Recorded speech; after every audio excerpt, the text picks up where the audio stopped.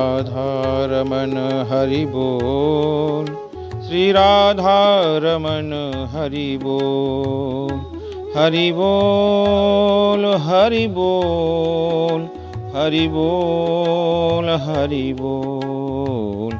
जय जय राधा रमन हरि बोल, श्री राधा रमन हरि बोल। जय जय राधा रमन हरि बोल, श्री राधा रमन हरि बोल, हरि बोल हरि बोल, हरि बोल हरि बोल।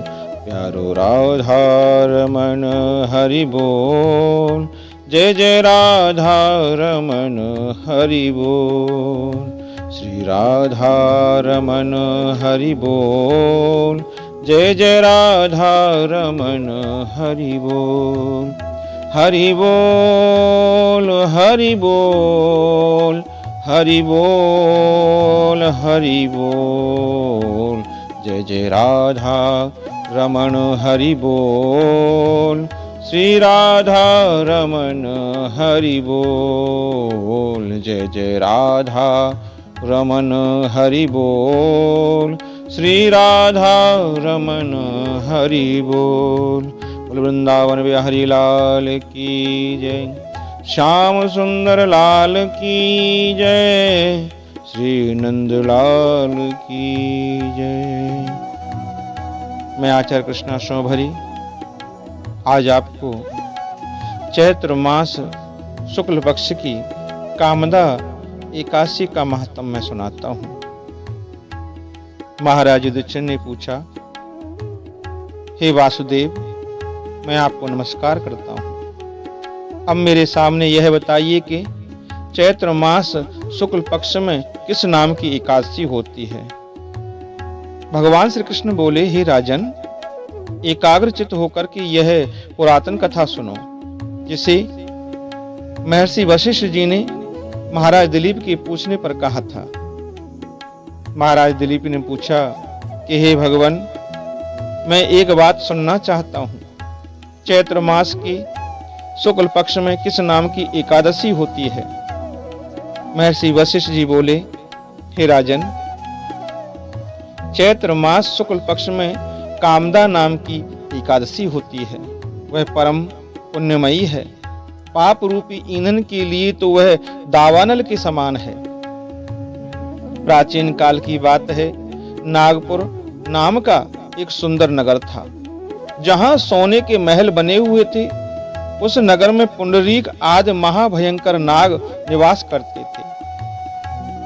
पुंडरीक नाम का नाग उन दिनों वहां राज्य करता था।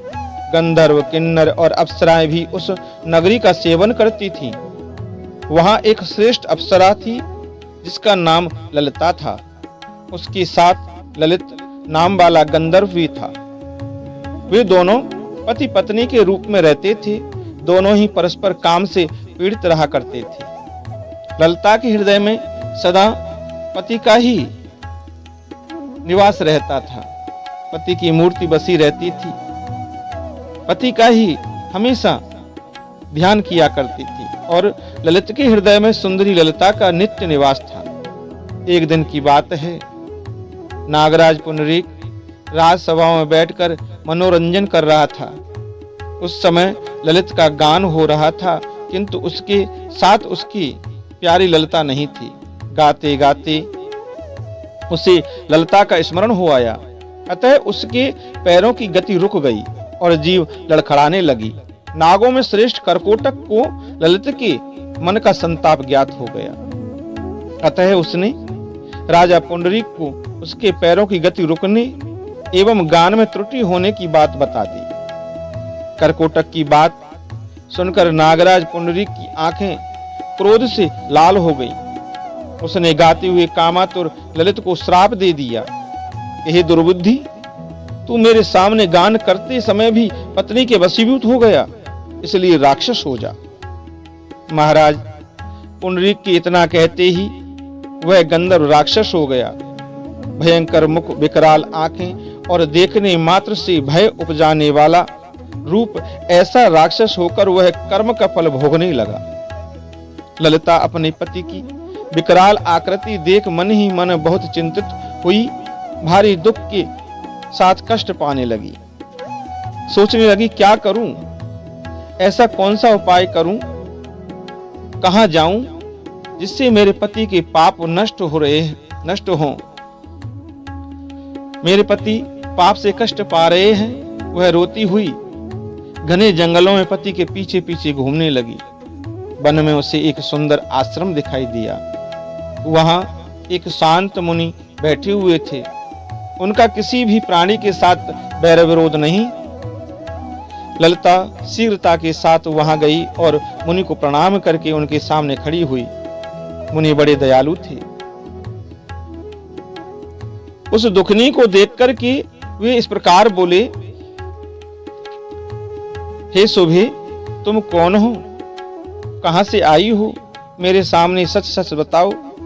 ललिता ने कहा, हे महामुनि, वीर धनवा नाम वाले एक गंधर्व हैं। मैं उन्हीं महात्मा की पुत्री हूँ। मेरा नाम ललिता है। मेरे स्वामी अपने पाप दोष के कारण राक्षस हो गए हैं। उनकी यह अवस्था देखकर मुझे चैन नहीं है।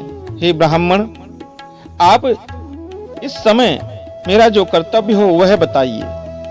हे विप्रवर, जिस पुण्य के द्वारा मेरे पति राक्षस भाव से छुटकारा पा जाएं, उसका उपदेश मुझसे कहिए।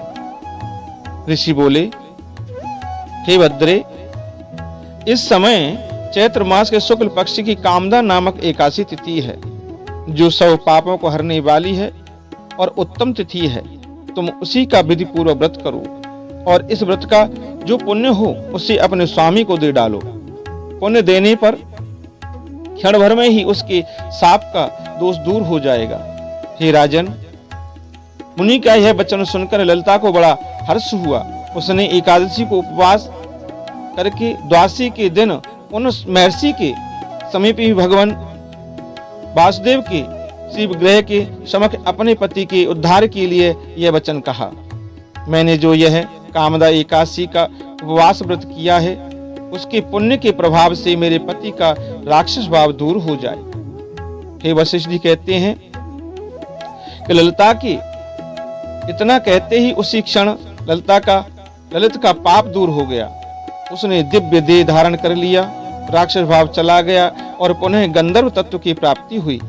हे नृपश्रेष्ठ, वे दोनों पति पत्नी कामदा के प्रभाव से पहले की अपेक्षा भी अधिक सुंदर रूप धारण करके विमान पर आरूढ़ हो गए और अत्यंत शोभा पाने लगे।